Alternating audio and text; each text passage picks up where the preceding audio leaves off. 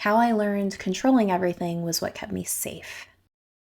One of the biggest realizations that I had this year was that my sensitivity to other people's emotions, a superpower that picks up on even the most subtle energy shift, was actually conditioning from an unstable household where I grew up around anger and conflict. It's what kept me safe and gave me a false sense of control. As that skill developed, I associated the pattern of control equals safety. And I realized that over my life, I've had such a hard time surrendering because I have learned that lesson over and over. And it was such a powerful lesson, and it was ingrained so deep, so many times. For me, control gave me that sense of safety. And I will keep saying that because it's something that's also very common. There are so many people that think that the more control they have, the safer they are. And so we have all of these behaviors and all of these patterns to make it so, to have control over something. And then we freak out and we panic when we lose control because we never had control to begin with. So for me, control gave me a sense of safety on many occasions, in many scenarios, over many years. Having control of a situation as a kid, to me, looked like talking someone down when I sensed that they were becoming upset and I didn't want it to escalate. It looked like standing up for the parent who never stood up for themselves in the face of what I thought wasn't right. It looked like making it right or making it acceptable in a social situation when I sensed somebody else getting uncomfortable. I went around cleaning up messes. I managed the room. And then I felt more in control when I checked the boxes of what I could control. My grades, I felt in control when I got my way because I learned the power of persistence, and this is both good and bad. I learned that the loudest, most consistent voice wins in my household until you've exhausted everybody else to give in. And that was how I won. That was a pattern that I learned that if I just keep pushing, I'll get my way. And so persistence can be a positive thing or a negative thing, but in the context that I learned it in, it was negative. It taught me that even in social situations, if I push and push and push, people will finally agree with me. And that's not a healthy thing. Recently, I watched a show and one of the characters said, "I hate surprises." And then the pastor that she was talking to said, "That's because it makes you realize that you're not in control." And that hit me so hard. We have this illusion of control in our lives, and some of us have stronger conditioning to it than others. But we can't control anything. Really, we can only control our thoughts and our actions. Those are the two things we can only control.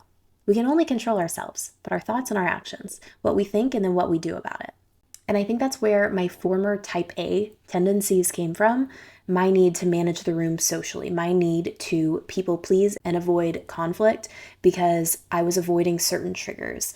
I was avoiding anger and yelling and conflict through one mechanism that was control.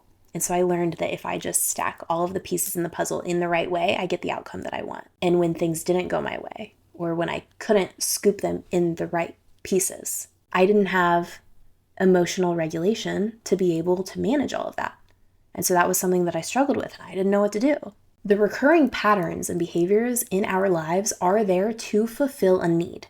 And we can't escape those patterns until we've actually identified what need are they fulfilling. Those patterns and behaviors get there because the brain is literally creating a shortcut to get to a solution rather than doing the deep, hard work that's going to be both painful and take time. And so these patterns create temporary, in the moment, stability. It's like taping something together, but it never actually fixes the problem. And so maybe these look like, I want to be heard, but I'm not heard, so I just keep interrupting somebody and talking over them or talking louder. Maybe I have a fear of rejection, so I just walk away or I don't get too close. There's always a wall. Maybe it's lack of self-worth, and so it's accepting less than you deserve, pedestaling other people and pitting yourself. Maybe it's allowing yourself to be mistreated and spoken over because you don't see your worth. Maybe I'm afraid of being wrong, so I defend. I have to prove that I'm right. I have a type A personality, or maybe I'm a control freak. that has to be right, that has to have everything in line. Or maybe it's just insecurity. And so I try to control as much as I can. Or I try to peacock and get as much attention as I can because that fulfills the need of validation because I'm insecure, because I cannot give myself the validation. And so then, especially with social media these days, we see all of these people getting all of these attention and living for likes and having this mirage because Instagram shows the Instagrammable moments of your life instead of just keeping it real all the time. That gives us a sense of control because now we can control what other people see. And that's the one that I want to talk about is control. Because again, control is not safety. It gives us a false sense of safety. But what happens when life reminds us that we're not in control? What coping mechanisms do we have? How do we handle it in those moments? Do we panic? Do we lean on vices? Do we have a bad day and maybe turn to alcohol, drugs, food, sex, distractions, numb out, go to sleep, watch TV for 3 hours? What do you do when you lose control, when something bad happens? What do you do?